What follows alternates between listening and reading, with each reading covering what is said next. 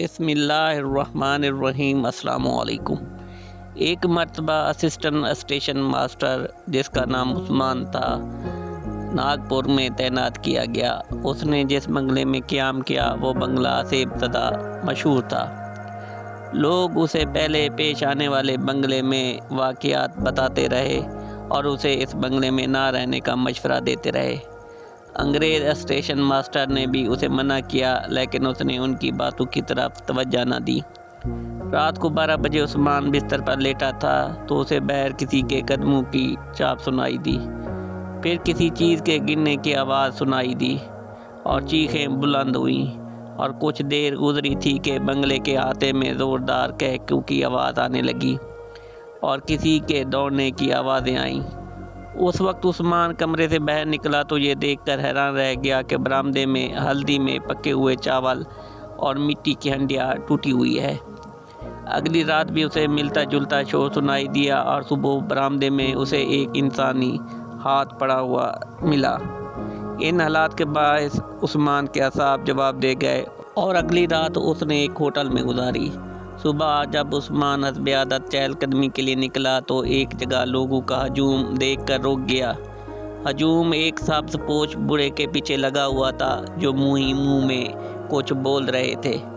اسی دوران وہ بوڑھا تانگے میں سوار ہو کر ایک طرف روانہ ہو گیا۔ پوچھنے پر پتہ چلا کہ یہ بزرگ حضرت بابا تاج الدین سرکار رحمۃ اللہ علیہ تھے۔ عثمان پہلے بھی حضرت بابا تاج الدین سرکار رحمۃ اللہ علیہ کا تذکرہ سن چکا تھا۔ سیر کے دوران اسے ہم وطن عبدالغفار نے آواز دی۔ وہ ان دنوں قانون کا طالب علم تھا اور اس کے 2 دوست فضل کریم اور عباسی بھی تھے۔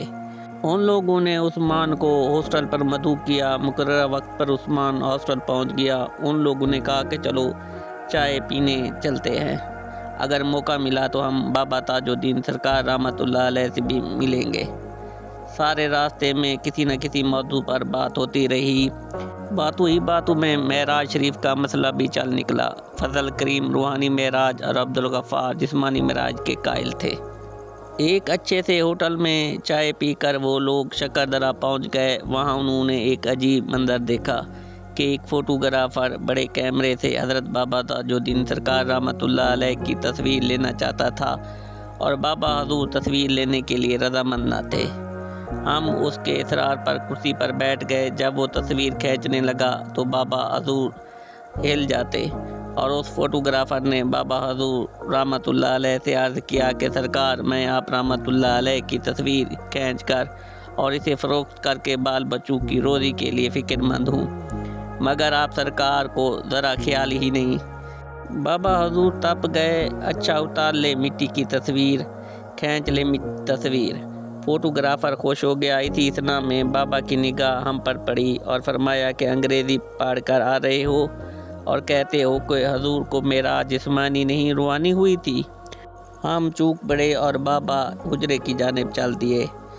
ہم میں بابا کے سامنے جانے کی ہمت نہ تھی۔ واپسی کا ارادہ کیا، مگر عثمان اور غفار آگے بڑھے اور ایک خدمتگار بابا کے پاؤں دبا رہا تھا۔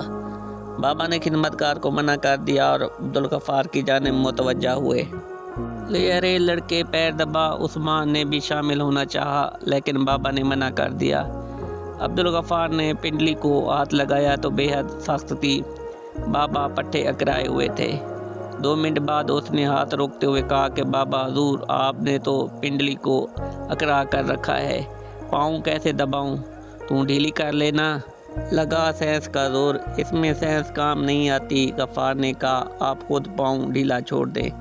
پہلے ہنسے، پھر کچھ دیر خاموش رہنے کے بعد بولے، تو اچھا لڑکا ہے، بتا کیا چاہتا ہے؟ بابا پڑھ لکھ کر نوکری تو مل جائے گی، یہ ممکن ہے، مگر خدا کیسے ملے؟ قدرے چونک کر بولے، بابا جی، محنت کرتے بچے پالتے خدا مل ہی جاتا ہے۔ اس کے بعد ہمارے باقی دوست بھی اندر آ گئے۔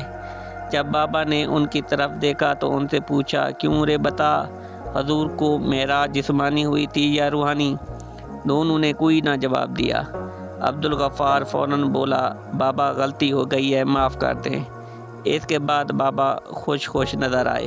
پھر بولے، کرسی پر بیٹھو گے، فوٹو اترواؤ گے تو پھر سمجھ آ جائے گا۔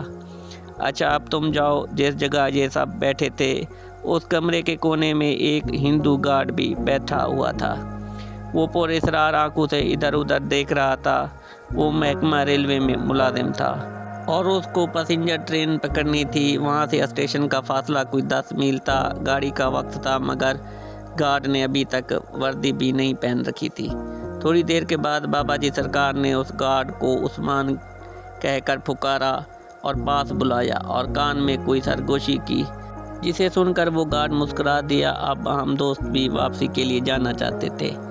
پہلے ہم نے طے کیا کہ پہلے ہم چائے پی کر اسٹیشن میں بھوت بنگلے کی سیر کریں گے۔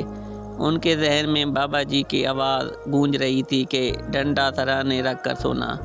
وہ تیز رفتار بگی پر چڑھ کر اسٹیشن پہنچے، چائے پی۔ اتنے میں ایک ٹرین آ گئی۔ ان لوگوں کے منہ حیرت سے کھلے کے کھلے رہ گئے کہ وہ گارڈ جو ڈبے میں ہاتھ میں سبز جھنڈی پکڑے جا رہا تھا، سر پر دھول تھی جو لمبا سفر طے کرنے کا پتہ دے رہی تھی۔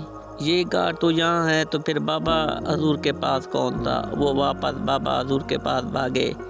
حجرے میں درود شریف جاری تھا۔ عثمان اور عبدالغفار تھر تھر کانپنے لگے کہ وہ گارڈ کو بابا جی کے پاس خوش پوش لباس پہنے ورد کرتا دیکھ رہے تھے۔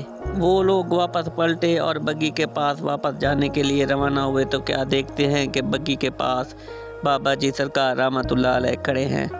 حجرے کی جانب دیکھا تو وہاں بھی بابا جی سرکار بیٹھے ہوئے تھے۔